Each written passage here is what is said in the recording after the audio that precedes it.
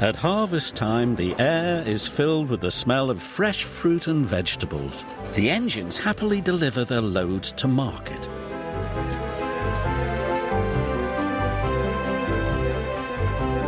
But one day, mist and rain swirled down Toby's line.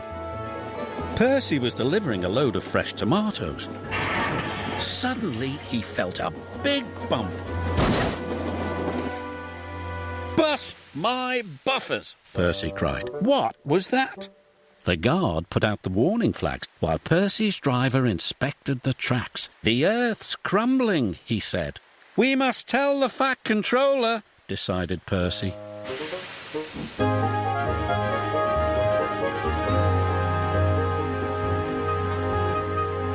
Percy puffed back as fast as he could. "I've got important news. The tracks on Toby's line are wobbly." "Huh," huffed Gordon.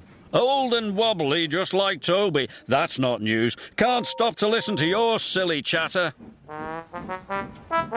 "Gordon never listens to me," muttered Percy.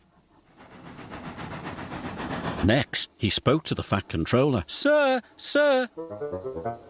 "Not now, Percy. Thomas, you are to collect the prize bull. He's at the farm on Toby's line." "But those tracks are wobbly," cried Percy. "They are safe enough," said the Fat Controller. "Bye, Percy." "Nobody ever listens to me." Thomas was carefully chuffing through the rain. Soon he had collected the farmer's bull and was on his way back. The rain had made the tracks more wobbly than ever. Suddenly, there was a deep rumbling sound. Thomas's driver applied the brakes, but it was too late. "Cinders and ashes!" cried Thomas. "We're stuck!" And they were.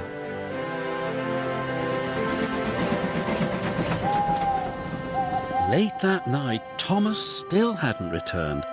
Percy was worried. "Thomas is in trouble," he said. Gordon and James took no notice. "Worry wheels," huffed Gordon. "Fussy funnel," said James. "Please," Percy asked his driver, "can we find Thomas?" "Right away," said his driver.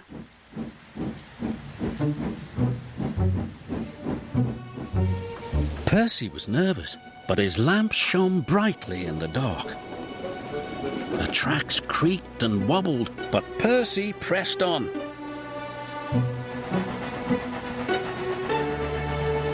"Percy!" cried Thomas. Thomas was very happy to see his friend. "I'll have you out in no time," said Percy. Percy puffed and pulled and pulled and puffed. And finally, Thomas and his driver were free.